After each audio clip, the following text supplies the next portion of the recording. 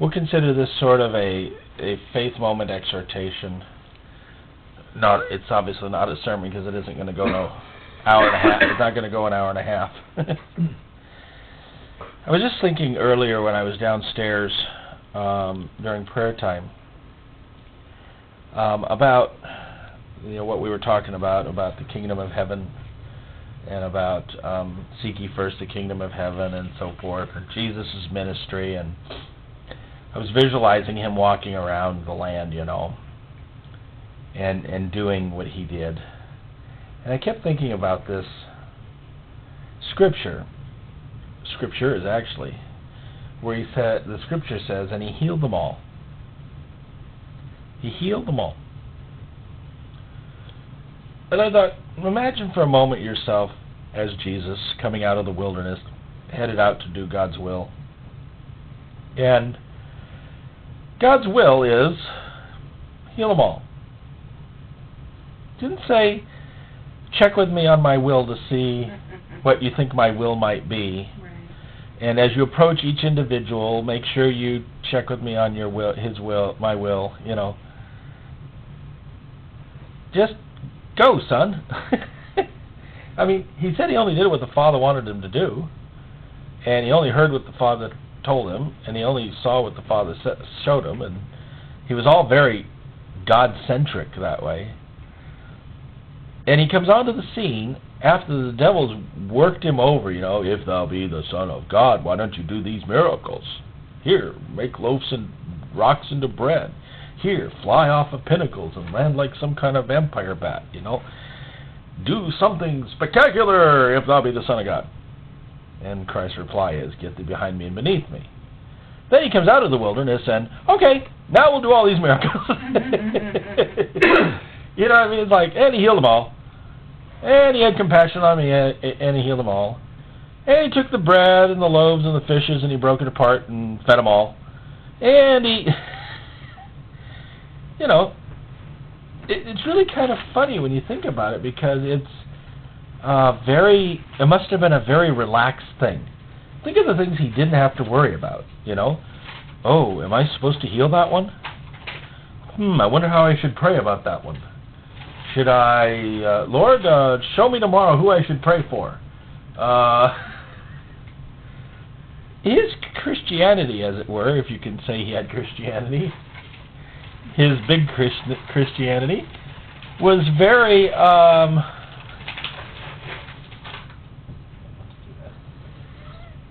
his Christianity was very straightforward, very simple. It was, I heal. That's what I do. Demons, he walks into the synagogue, and they're like, oh no, it's him! I deliver. That's what I do. They send soldiers after him to trip him up in his words, or to capture him, or whatever. And it's like, nah, not my time. Not interested. Thanks, have a nice day. They try to make him king. People want to rally around him and stuff, and he disappears to a mountain. Sorry, I got to go pray.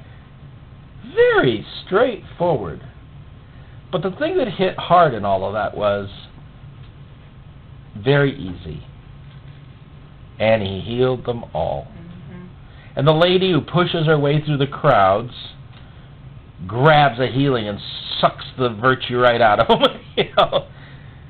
And one might say, and his robe healed them all. And this is just one lady that touched his robe.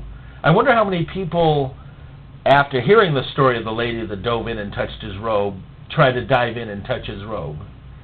And if that's why pushing off on the boat, he had to get out there in the lake, because he couldn't even get a word in edgewise for all the clamor all the time, But it was all very simple, really, if you think about it. Just went out and healed them all.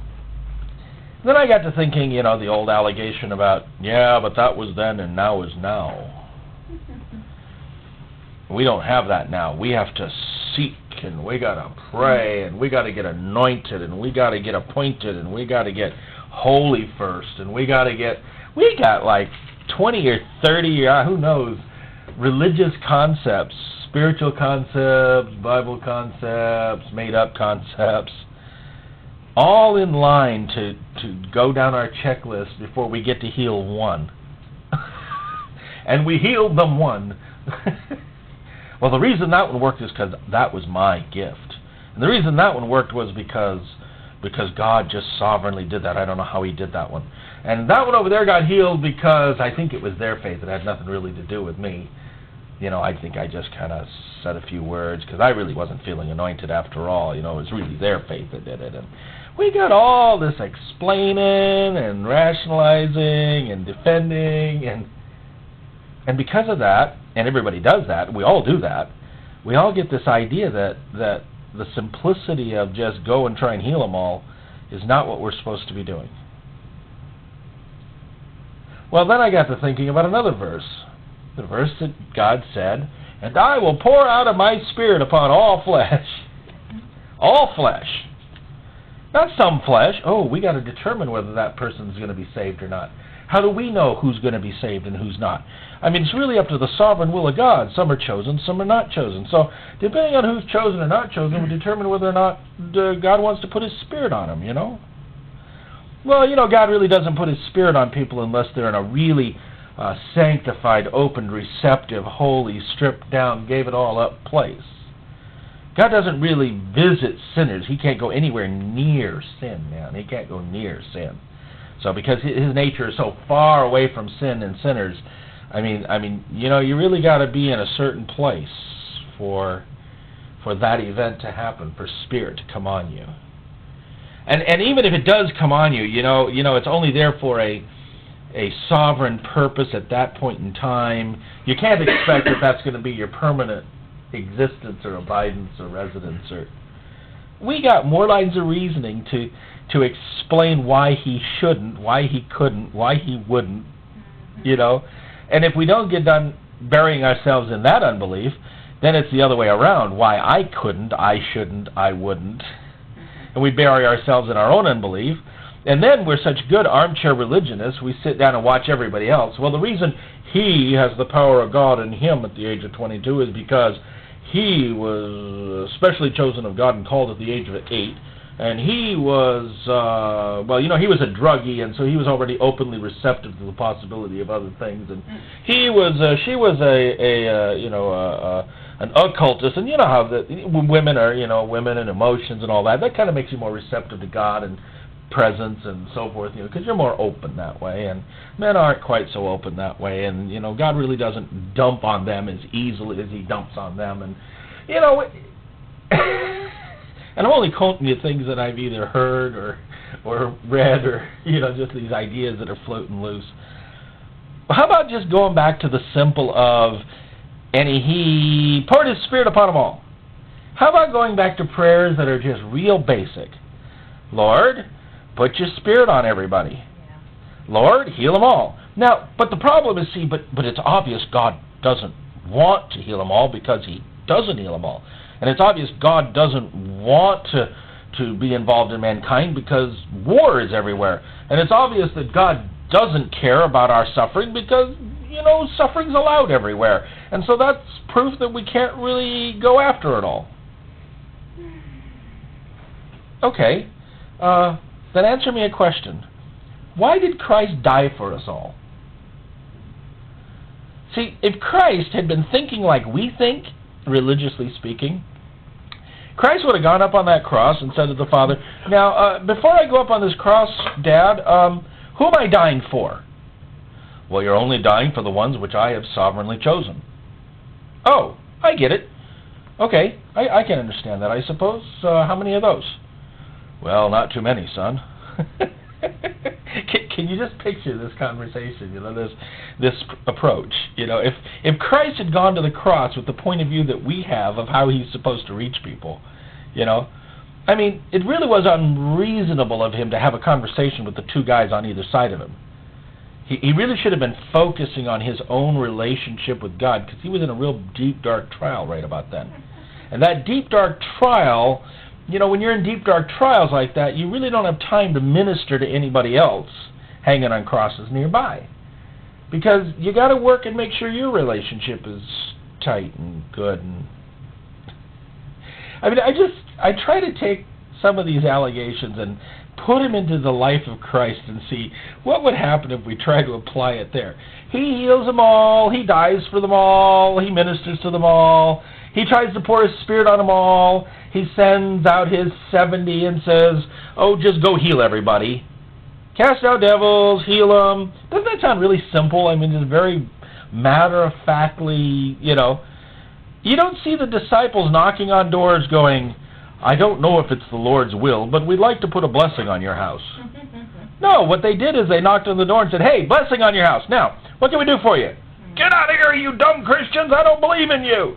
Oh, okay, blessings off the house. Bye. You know what I'm saying? Bye. Sorry, we were trying to hand you, you won the lottery.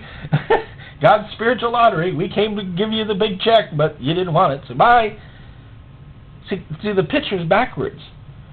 We've got it that God doesn't come to the door. He walks by the houses and He goes, yeah, no, well, okay, I'll come back to you later. Yeah, no, maybe, okay, how about you later? Hey, disciples, work him over for a little bit. I got to come back to him later. This great master plan. Super precise, very scientific, very calculated, very organized, psychologically understood. We got all the psychology figured out.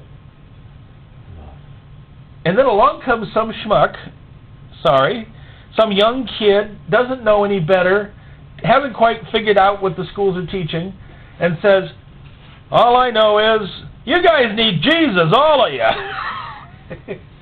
And you guys are hurting, all of you. And I see demons everywhere. I see demons everywhere. Oh my God. God. The guy goes, hello. Hello? Did somebody actually call on me? They that call on me will be saved. It's nice to get a call on the switchboard every now and then. Oh, I can't pick up the red phone. No, if I pick up the red phone, I mean, there might not be anybody on the other end of the line. Mm-hmm. Really? Is that so?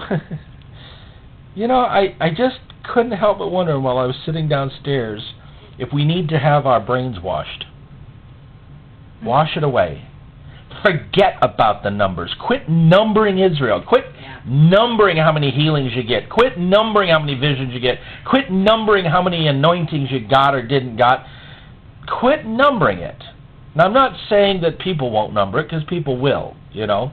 There'll be little reporters running around, you know, checking. The two kinds of reporters, you know, the rag sheet reporter and the not rag sheet reporter. I saw 15 healings in that service. I saw 15 people who didn't get healed in that service. A year later, I see 5 of them are still healed. I see 5 of them that didn't stay healed. You know what I'm saying? The reports are going to come. I was struck by the simplicity of the statement, He healed them all. It's like it's like a mandate. It's like it's a commission. And you say, yeah, but I didn't get 100% healings. I didn't get 100% prophecy. I didn't get 100% results. So what? That is what is in God's hands. But the heartbeat of the disciple, the heartbeat of the minister, the heartbeat of the deliverer is, you know, kick spiritual golden calf fanny. Tear down idols.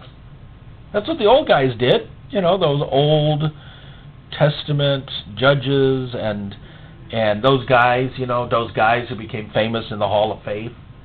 I'm going to go rip me down some idols. That's what I'm going to do. And they just went out and ripped them all down. The next morning, the people came up to do their sacrifices, and, somebody's vandalized us. Yeah, it was me. Hi. You know you're not supposed to have that there. Fry him! You know. But I think that's the simplicity of it. We want to somehow codify, map out, analyze the reason why, refine it down to a good abracadabra, you know? Okay, it took Yonggi Cho 4 hours a day in prayer, 2 hours in the Word, ministering to people every night. Okay, it took Tim Story talking to ducks. It took Paul Kane such and such and such. Smith Wigglesworth, he had to give up smoking and drinking and girls. Let's see, who else here? Let's get the formula down. We got to get this equation down. We got to get it worked out right now here. Okay, so okay, I fit this equation. I'm a little closer to the Wigglesworth model, but you're a little closer to the Roberts-Liardon model, and of course you're closer to the DLB model, and you're closer to the MSD model, and you kind of fit somewhere in between Renegade and this and that model, and about now the disciples are saying, "Hey Lord, there's some fellow over there is healing people, and he's not of us." Right. You know, should we bring him in? I mean, he should be part of us. We should all be under the same apostolic ministry, right? I mean, we're the apostles. You called us. You didn't call him. He's over there. Don't you think we should move our ministry over there and bring that lost minister underneath our jurisdiction and in our accountability? And, you know, let's make ourselves an empire here. Yeah. We'll call ourselves the most holy, united, universal church empire. And up pops another little snot-nosed kid that thinks he can just lay hands on people, and here pops up an 8-year-old in a Baptist church who just says, "All I know is God told me I'm supposed to be preaching. Can I preach a message, Pastor?" "Oh, isn't he cute?" "Sure, son, go ahead, preach a message." "What's he going to preach, something big?" "Yeah, he's an 8-year-old kid." "Okay, you get 15 minutes. How's that? Can you do 15 minutes? "Sure, I can do 15 minutes. And he preaches 15 minutes, and 8 people get saved, and he preaches another 15 minutes, and 10 people get saved. And meanwhile, all them mature Baptists and mature Lutherans and mature Presbyterians and mature Pentecostals sitting in the back seat, all very mature, analyzing, making sure we understand the methodology of how God heals them all. You get where I'm going? The impact of this was, if you tie your hands and tie your feet and gag your mouth and cover your eyes and cover your ears and then say, "Now I will be used of the Lord," how are you ever going to use the Lord? Because if you just say, "God has a word for you," I don't know what it is, I'm sure he does.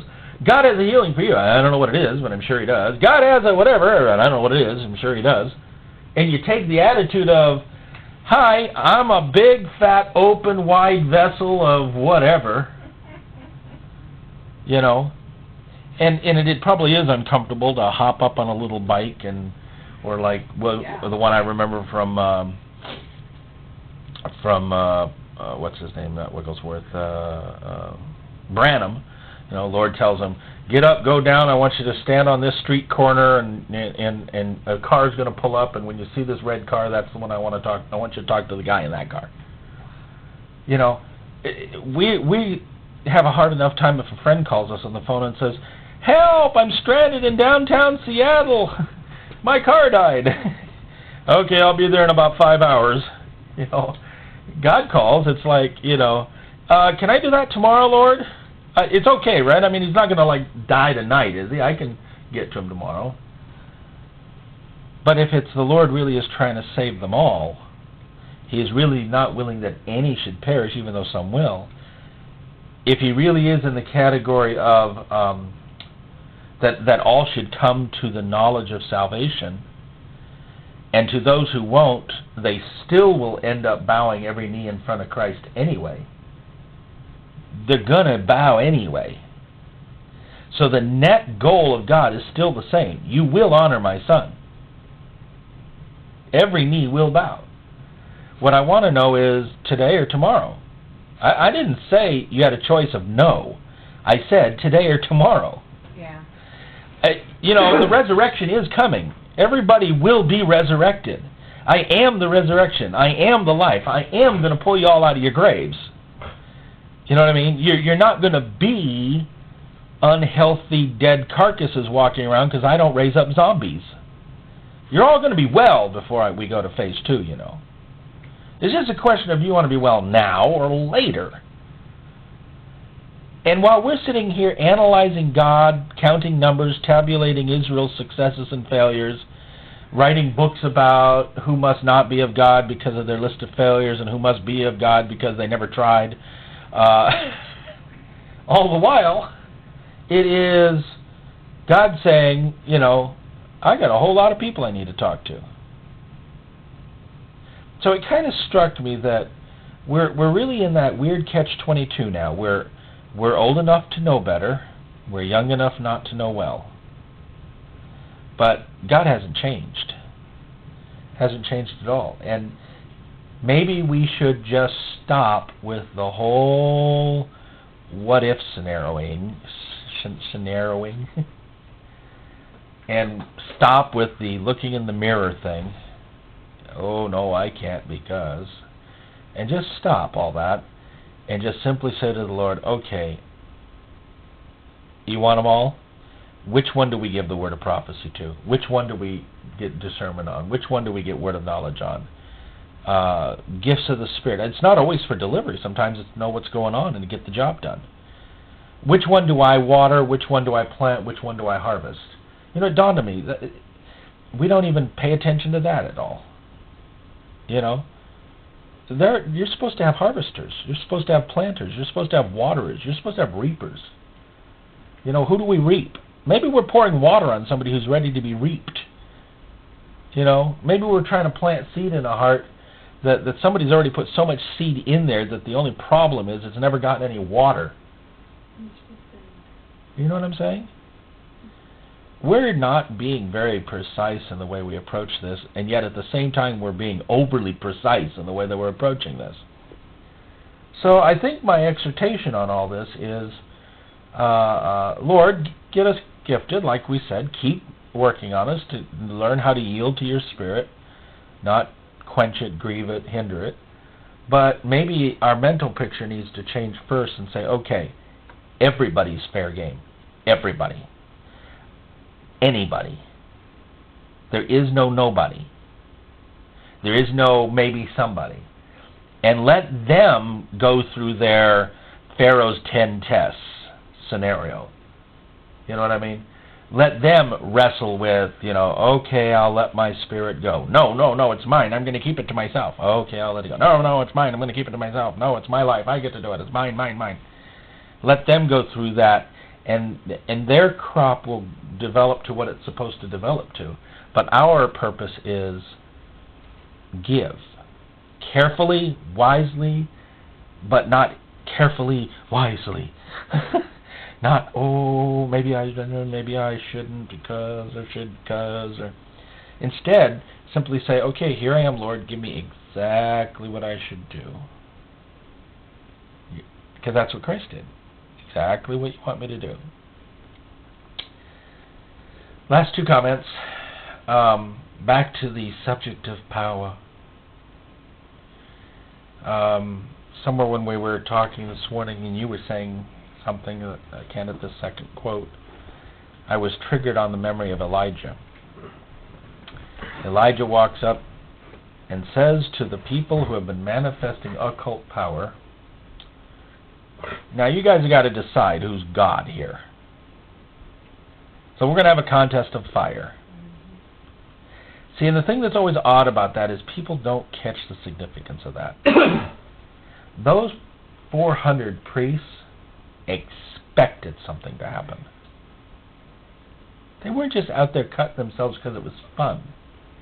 They honestly thought that when the man of God stood up and said, we will see who calls down fire from heaven, they went out there confidently expecting. That's what happened. That tells me that they had already experienced some of it. Maybe they'd done a little firework out here in the magician's school. Maybe they'd done a little bit of, I'm going to cross over to Moses and the other guys, but maybe they'd done a little bit of turning water to blood and blood to water, alchemy type stuff already.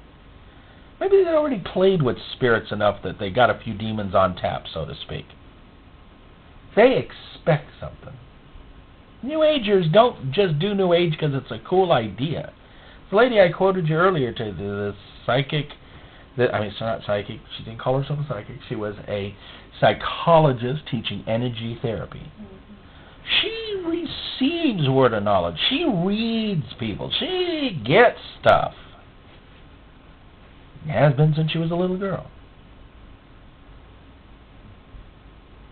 But the problem is when the man of God shows up, the woman of God shows up, the child of God shows up, what happens then? Tell me who has authority to shut up who. That's the issue. You got some dude standing out here with 3 stars on his shoulder, and he's barking orders. People see that. And they think he's the boss. They forget there's a guy out there with 5 stars on his shoulder. Just because he hasn't shown up doesn't mean this guy's the only ruling entity. You know what I mean? So the God of this world usurped a few stars. But once the real general shows up, he heals them all, delivers them all. He sends the priest to the river and kills them all. Takes down all the idols. He doesn't leave room for maybe. So I kind of feel like, well, okay, we just need to keep working on our God is bigger than everything mechanism and keep chiseling away at our psychology training, scientific training, educational background training that has undercut us for so long. And perhaps we can just simply undercut it by simply going, not my job to worry about the all. My job is to find out what doorway all. Maybe this one I'm going to use word of knowledge, this one I'm going to use healing, this one I'm going to use power, this one I'm going to use word, this one I'm going to plant, this one I'm going to water, this one's going to... And each one's different each time I touch it. But I'm ministering to them all. I no longer am going to not minister to or exclude or decide who isn't or decide anything, frankly. And maybe we'll see the Lord honor that kind of faith with, well, since you're believing for all, I'll start ratcheting up who I reach. I'll use you or I'll use your prayers. I'll either use you in the closet or I'll use you on the street. Now, the only other thing I want to add on all that is this. I do believe we need to push God a little bit, if that's the right phrase, for the confirming signs and wonders to the Word, as well as confirmations, true confirmations for the things that we receive. Whether by vision, by dream, by word of knowledge, word of wisdom, discerning spirits, all that. If we receive something from God and we are honestly certain as a Christian can be, that that is from God, then we need to also ask God to prove that to us by external confirmation, so that we honestly can become very, very, very confident in what we're doing. When you first started to drive, you weren't too confident. And as you started to drive more, now you thought you could spin in parking lots, and race down streets. And you could do that because you'd been doing it so much that it was a zip, And I think that's where we're at. I think I'm talking about us right now, but the church is also stuck in a rut. It's like we started to learn to drive and thought, hey, that was cool, and went back to bicycling. Or a couple of our brothers crashed their cars, and it was like, ooh, society shouldn't have cars because people die in cars. We shouldn't have airplanes because planes fall out of the sky. Do you know how many people died in car crashes this year? Do you know how many people drive drunk? Do you know how many people? We should eliminate cars. We would say, that's absurd. That's nuts. It's a dumb argument. Our whole society is based on improvement because we look at that 20% failure rate and say, yeah, but look at the 80% success rate this thing produces. And push right on ahead and make better cars. Push right on ahead and make better planes. Push right on ahead and get better. I think ministers, members of the church, children of God, men, women, we need to push on and keep pushing on and keep pushing on till we're really skilled at this. And I think the damage that's been done in the church world, where people are holding back and coming up with all these excuses, is just the devil trying to derail the whole thing.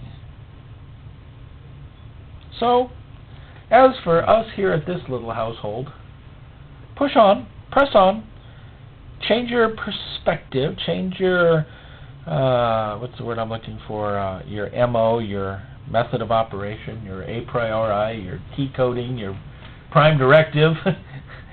Change it. He healed them all. The Spirit is supposed to go on all flesh. Christ died for us all. Amen.